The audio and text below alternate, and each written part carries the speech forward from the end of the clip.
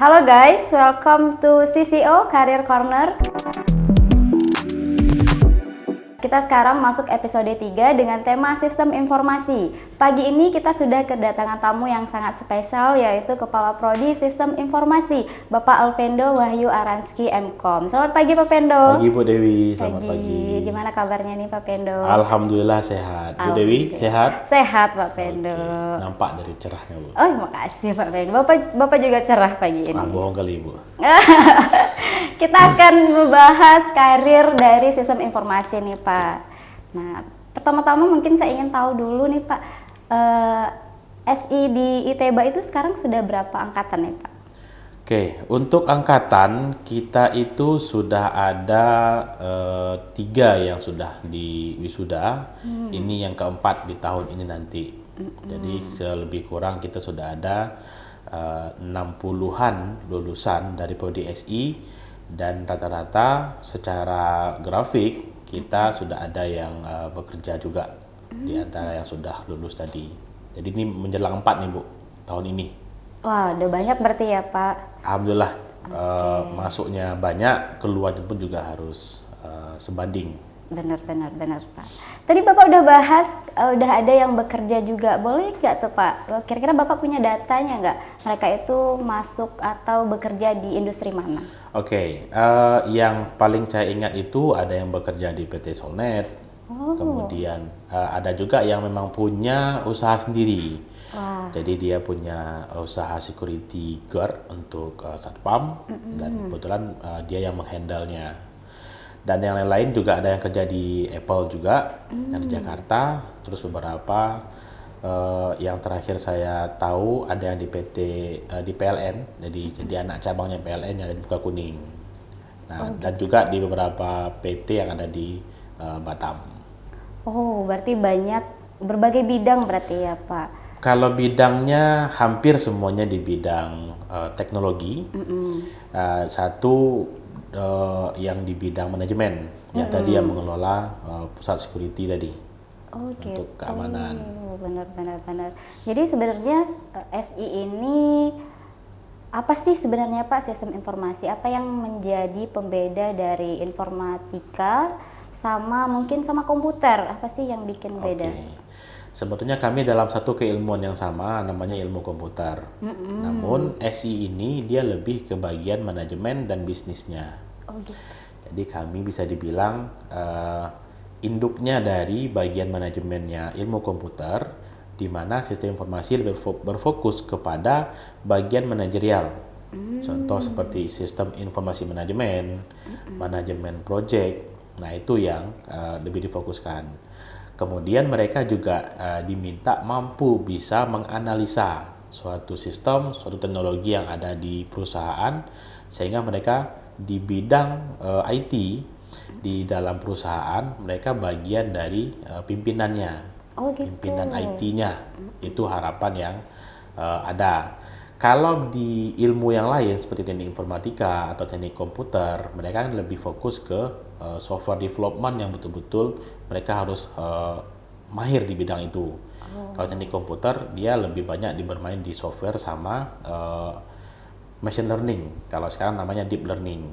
Gitu. Nah, sedangkan SI itu lebih berfokus ke bagian manajerial. Dia lebih umum. Gitu. Berarti SI ini fokusnya mempelajari tentang manajerialnya gitu ya Pak? Manajerial dan sistem dan pengembangan sistem. Jadi ada penggabungan di situ. Nah, itulah yang ada perbedaannya ya. Jadi dengan teknik komputer dengan ilmu komputer yang lain. Gitu. Jadi nanti kira-kira apa nih yang akan jadi peran bagi mahasiswa SI, khususnya lulusan SI nih Pak, untuk membantu, kita kan sudah serba digital sekarang Pak. Apa peran bagi SI nanti jika mereka sudah masuk ke perusahaan atau inovasi di bidang perusahaan gitu Pak? Karena SI tadi lebih berfokus kepada manajemen, mereka mampu memberikan rekomendasi, memberikan keputusan dari pembelian atau penggunaan teknologi yang ada di dalam perusahaan. Kita contohkan aja misalkan di ITB sendiri, kita punya sistem, kita punya aplikasi, itu diatur oleh orang IT lah kita sebut istilahnya. Nah, mereka itulah yang akan memberikan rekomendasi, ini sistem yang mau dibikin, ini sistem yang harus dikembangkan, ini alat yang mesti dibeli. Nah, metode-metode itu semua diajarkan di dalam sistem informasi. Jadi intinya seperti rekomendasi apapun yang dibutuhkan oleh perusahaan agar bisa berkembang, bisnisnya bisa berkembang, itu rekomendasinya orang SI diperlukan. Oh gitu, jadi kayak pengembangan aplikasi ataupun websitenya itu SI nanti yang mengurus itu gitu. Benar. Jadi kalau misalkan di perusahaan tadi ada pengembangan sistem untuk karyawannya agar masuk tepat waktu, agar dia ada lembur, ada gajinya, itu diberikan rekomendasi oleh pihak IT. Terus yang pernah juga tersampaikan kalau orang di bagian sistem informasi, ketika ada satu pembelian alat yang sifatnya untuk kemajuan di perusahaan, baik dari segi manajemennya ataupun dari segi produksi, biasanya ada rekomendasi dari orang IT, jenis mana yang dibeli, spesifikasi apa yang diperlukan, Oh benar-benar. terus siapa aja yang mau pakai, itu harus di training sama mereka. Nah, jadi peran seperti itu Bu Dewi. Berarti butuh pendapat SI untuk sebuah teknologi dan kemajuan pengembangan selanjutnya. Berarti Benar. pendapatnya dari SI gitu ya Pak. Ya, benar sekali Bu Dewi. Kemudian nih yang masih bersangkutan dengan pengembangan tadi Pak, kira-kira nanti SI itu dibutuhkan oleh bidang apa saja nih Pak yang paling membutuhkan SI? Oke, kalau di zaman yang serba digital saat ini, semua aspek butuh Ya, Pak? orang SI. Semua aspek butuh, termasuk dari kesehatan, dari pendidikan, kemudian dari industri, itu masih sangat-sangat memerlukan. Walaupun sekarang kalau orang bilang adanya AI itu membantu, benar. tapi sentuhan manusia itu tak perlu. Manajemen kalau diatur semuanya oleh sistem itu belum bisa sempurna. Nah, jadi masih butuh kemampuan orang, terutama dari sistem informasi, untuk menghandle hal tersebut. Karena kalau dilihat dari manajemen, kalau tidak ada rekomendasi yang lebih ke manusianya, ada misalkan ibu telat 1 menit langsung dipotong. Oh benar. Nah, kalau di manajemen, kalau kita bilang, oh secara sistem betul dipotong, tapi ada pertimbangan lain. Nah, pertimbangan lain itu yang dibikinkan sistem oleh orang sistem informasi, sehingga hal-hal yang terlalu kaku itu biasa bisa disesuaikan. Kemudian, kalau dari segi bisnis, nah ini mungkin hampir mirip dengan bisnis digital, cuman kan itu lebih ke teknis yang saya tahu. Kalau di SI-nya, kalau di bagian bisnis, kita lebih ke bagian manajemen. Jadi pengaturan semuanya, kita pakai metode bayar yang mana, kita pakai jenis promosi media sosial yang mana, apa trik-triknya, apa cara-cara jitu-nya, itu yang kami sampaikan. Itu yang kami sampaikan ke pihak-pihak yang di bidang bisnis ataupun di perusahaan, itu yang mereka butuhkan. Oh gitu. Tadi Pak Pendo sempat bahas soal AI nih Pak. Ya. Kira-kira sistem informasi itu apakah bagian dari si pembuat AI atau si pengguna aja nih Pak? Oke, kalau kita dibilang membuat, kita ada bagiannya, tapi tidak se-expert yang di teknik informatika atau teknik komputer. Oh gitu. Nah, jadi secara keilmuan kami mempelajari semuanya, Bu Dewi. Jadi dari segi AI kami pelajari, dari segi sistem yang lain kami pelajari, dan kami lebih tepatnya membantu penyempurnaan dari teknologi-teknologi yang ada, serta memberikan rekomendasi baru. Kira-kira kalau AI ini ada, apa sih kurangnya? Nah, kita bisa menemukannya berdasarkan analisa yang sudah dilakukan secara keilmuannya sistem informasi. Nah, jadi gitu ya Pak. lebih penyempurna jatuhnya Bu. Nah, kalau dibilang pengguna, pasti kita pengguna juga. Tapi kalau pembuat secara langsung, tidak semuanya di kita yang membuat. Oh gitu. Gitu. Oke. Nanti jatahnya teknik komputer keambil. Oh benar atau juga teknik ya informatika Pak. diambil. Jadi Nanti masuk SI semua nih. ya, jadi ada pembagiannya. Bukan kita benar. nggak pakai, kita pakai. Cuman kalau dibilang menguasai untuk membuatnya itu sebagian kecil saja. Oke. berkaitan dengan kemampuan SI nih Pak, apakah kemampuan SI itu dibekali dengan analisis data atau yang sekarang kan lagi heboh nih tentang cybercrime, apakah SI itu dibekali dengan kemampuan-kemampuan itu Pak? Oke, berdasarkan dari profil lulusannya Sistem Informasi ITEBA, kami itu ada 4 PL. Yang pertama itu sebagai analis sistem. Yang kedua sebagai business intelligence. Yang kedua sebagai technopreneurship. Yang ketiga software development. Nah, kalau Ibu Dewi bilang kita bagian analisis data, itu kita cover dia di bagian business intelligence. Oh gitu. Di sana Apa nanti- bedanya sama yang Bapak bilang analisis di awal Nah, tadi? kalau analisis data atau sistem analis, mereka itu lebih ditempatkan di bidang perusahaan dan skopnya lebih ke bagian manajemen. Oh gitu. Kalau business intelligence itu lebih ke manajemen khusus di bagian bisnis. Jadi kayak ada UMKM misalkan atau ada usaha-usaha yang memang mau mencari data-data lengkap, kemudian memberikan perbandingan data, itu bisa menggunakan si business intelligence sebagai syarat lulus kita.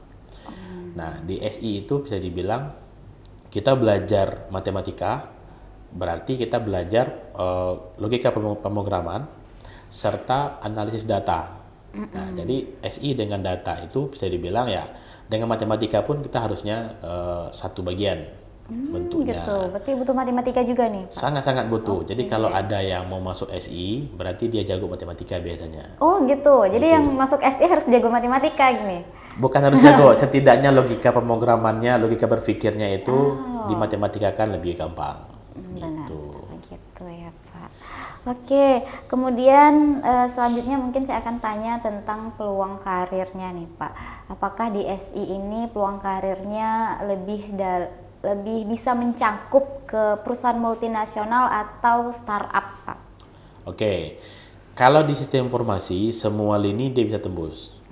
Nah, kami berharapnya orang SI itu tidak bekerja dengan orang lain, malah dia harus bikin sendiri. Oh jadi bikin perusahaan sendiri gitu maksud Bapak? Kita maunya itu jangan sampai nanti ya masih bekerja dengan orang, bukan salah ya. Iya. Artinya SI itu dibekali dengan kemampuan manajemen. Dia menguasai teknologi, artinya ada 2 keilmuan yang bisa dikuasai secara langsung, sehingga mereka punya nilai plus dalam menciptakan satu peluang baru. Nah, kalaupun mereka harus bekerja dengan orang lain, mereka masuk di startup pun sangat-sangat bisa. Masuk di nasional pun apalagi, dan multinasional itu yang kita sedang persiapkan.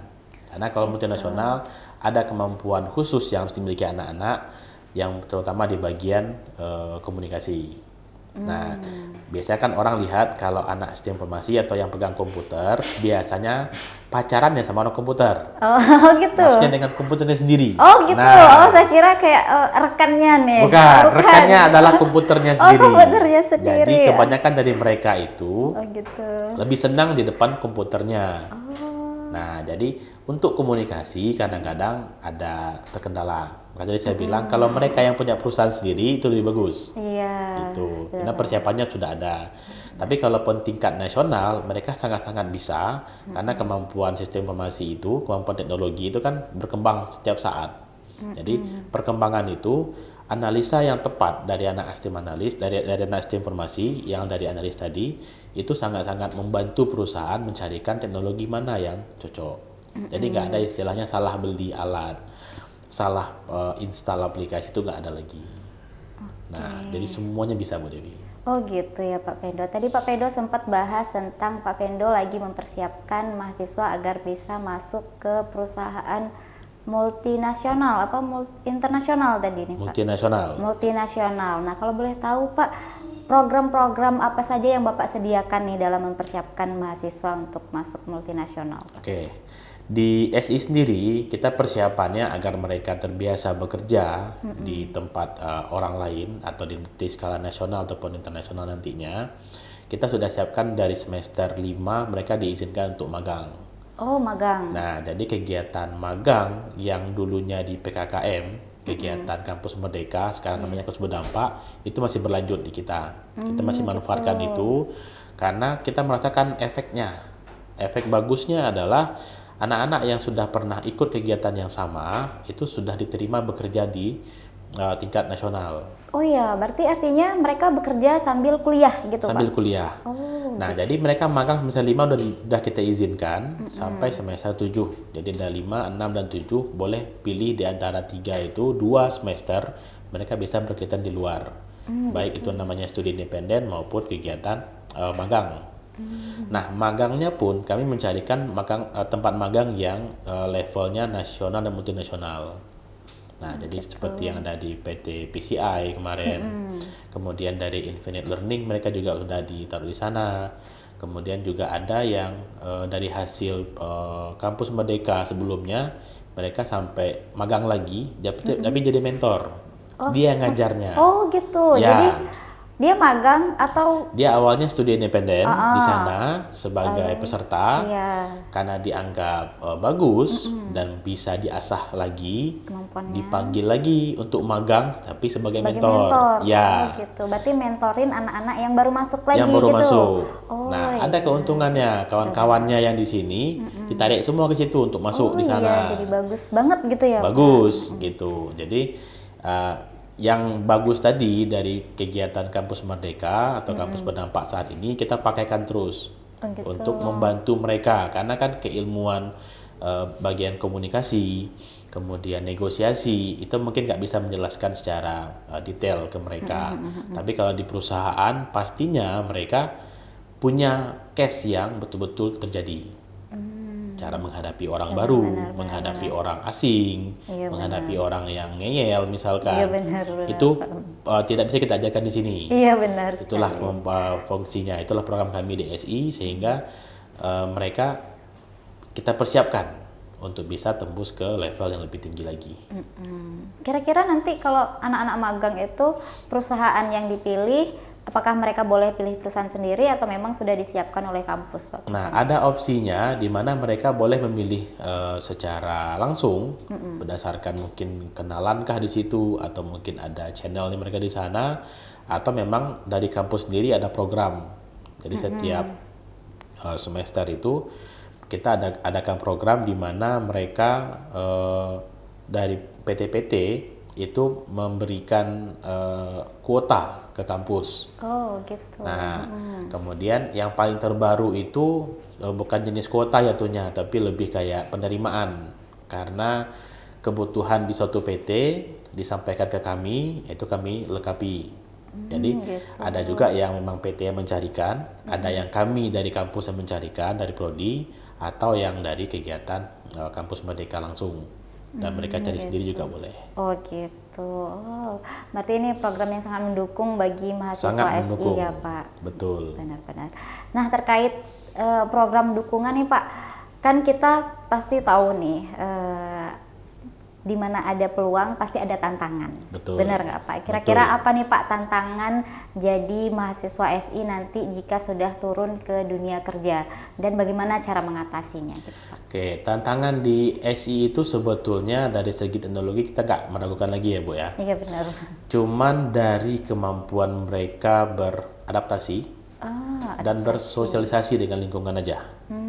Nah, karena kemampuan kita itu bisa dibilang bisa nih saya pelajari dari YouTube kata orang. Tapi ada integritas mereka yang harus dijaga, di mana kemampuan dan keputusan yang dari mereka itu akan berdampak bagus dan tidaknya itu kembali dari cara mereka berpikir.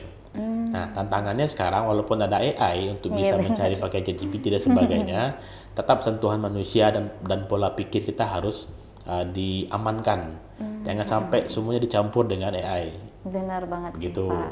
Nah, jadi tantangan paling beratnya di kita ya kembali ke pribadi masing-masingnya mereka. Benar-benar. Jadi tidak ada tantangan yang lebih berat dibanding mereka harus mengalahkan diri mereka sendiri.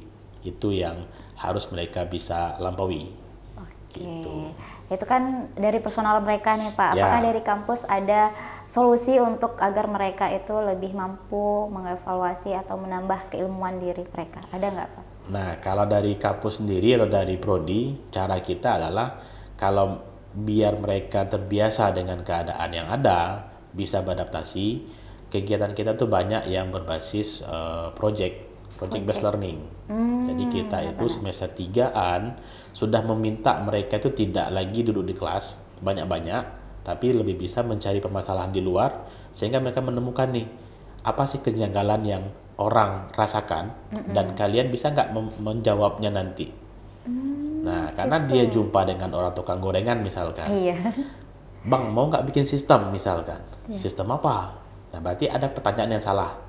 Oh, benar juga. Nah, jadi mereka bukannya nggak ngerti sistem, tapi mungkin cara kita berkomunikasi dengan si orang tadi yang kategorinya mungkin kita sebut awam lah namanya dengan teknologi. Ini kok bikin sistem ini, nanti mahal lagi biayanya. Iya, pasti udah takut duluan nih. Ya, padahal yang kita bawa itu bukan soal mahalnya, tapi kan manfaatnya.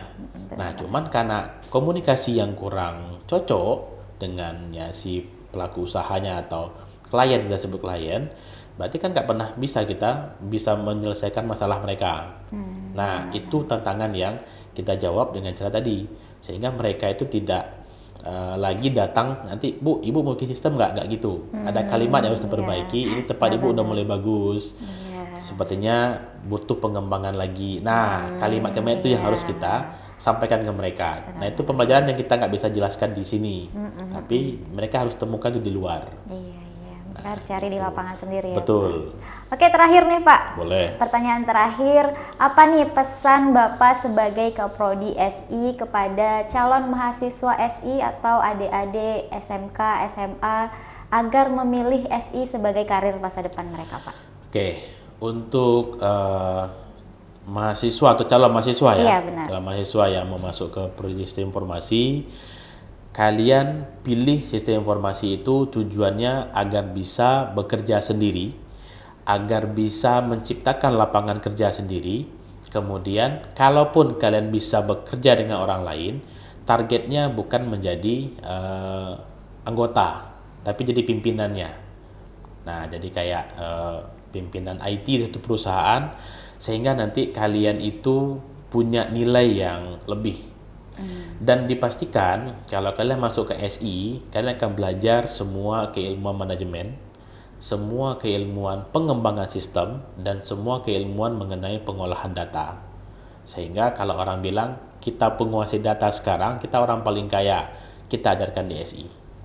Begitu kira-kira Bu Dewi. Oke, terima kasih Pak Pendo. Mungkin sekian podcast kita kali ini Pak Pendo. Terima kasih sudah bersedia menjadi bintang tamu saya pada kali ini. Oke, sama-sama Bu Dewi atas undangannya. Iya, makasih ya Pak Pendo. Oke teman-teman, sekian podcast CCO kita kali ini. Sampai ketemu di podcast selanjutnya. Bye-bye.